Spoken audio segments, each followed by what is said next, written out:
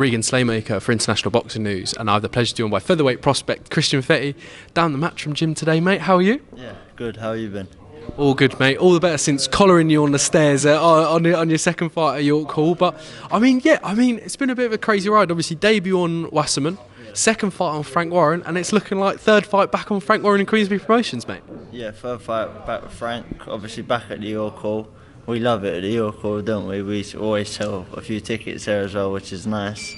And so, yeah, 15th of November, back at the York Hall, looking to shut it down again.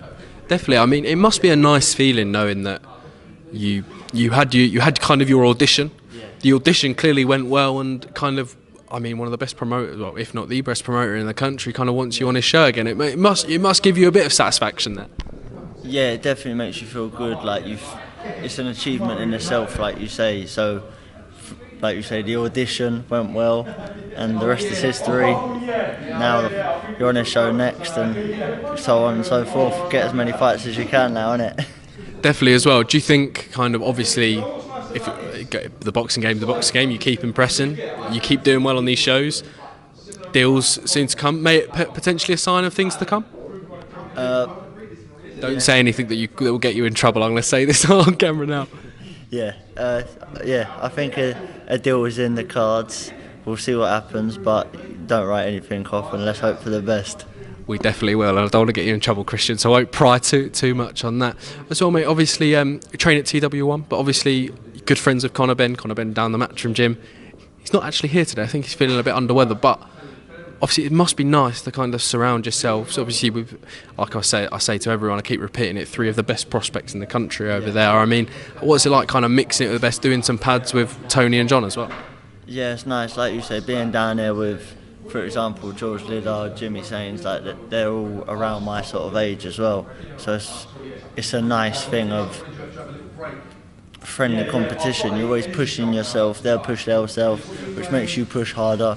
Go on and push, try to do the best you can each day, gain the most from each day, and doing pads with someone like Tony Sims and looking after you, looking at little things, telling you little pointers, you practice, it goes a long way, doesn't it?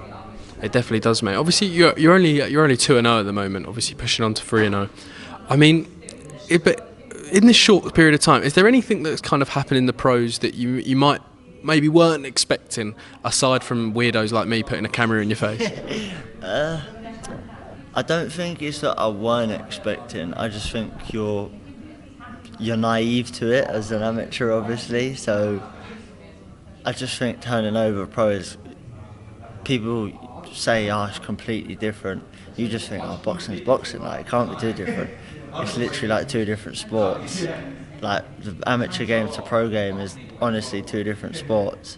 It goes from boxing one way and doing things one way to doing it a completely different way. And when you try to go back to an amateur way, it's wrong. So it was definitely, like I say, a bit of naivety, probably more than a surprise. Yeah, you get used to it, but a bit naive at the start, 100%.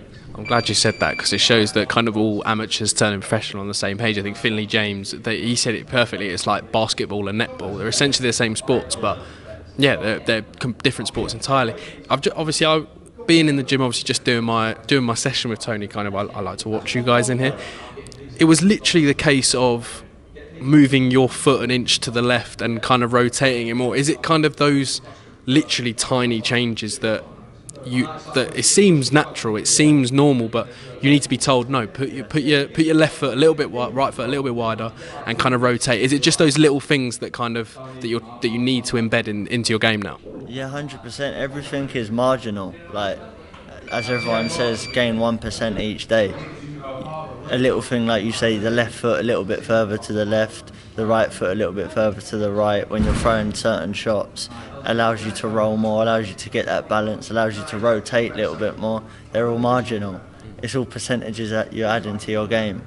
So yeah, it can literally only be that, the finer details, I guess. That's all you can say it as, the finer details of making sure everything is bang on and just going over it and over it, repetition, drills. The practice makes, not perfect, but practice makes Improvement. Improvement, exactly that. Yeah. I'm gonna trademark that. That's gonna go on a t-shirt. Practice makes improvement. I mean, well, obviously Christian can't not talk about the fans that come to York Hall out last night. Expecting another massive crowd on November the 15th. Yeah, expecting another massive crowd. I sell a good few tickets where I live in St Albans. Shout out to all them lot because they get behind me well. Yeah, a good few tickets. We'll have a good few tickets again, and like I say, every time I go there, we turn up and blow the roof off York Hall. To be fair, so it's nice. We definitely do, but don't blow the roof off York Hall because it's in November and it actually is like the Sahara Desert in the winter, so it'll keep it warm if we don't blow the roof off. But we're expecting a big performance, Christian. We'll leave it there, mate. I mean, any final words? I'm not as scared as I am when I give Maisie the mic at the end of an interview. But any final words for your fans waiting to come and watch you in November, mate? I just want to say thank you to everyone that's already bought a ticket. And 15th of November, we're going to shut down York Hall. Explosive performance. Look forward to seeing you all there. We'll shut it down indeed. Christian Fetti, cheers, mate. Thank you. Thank you.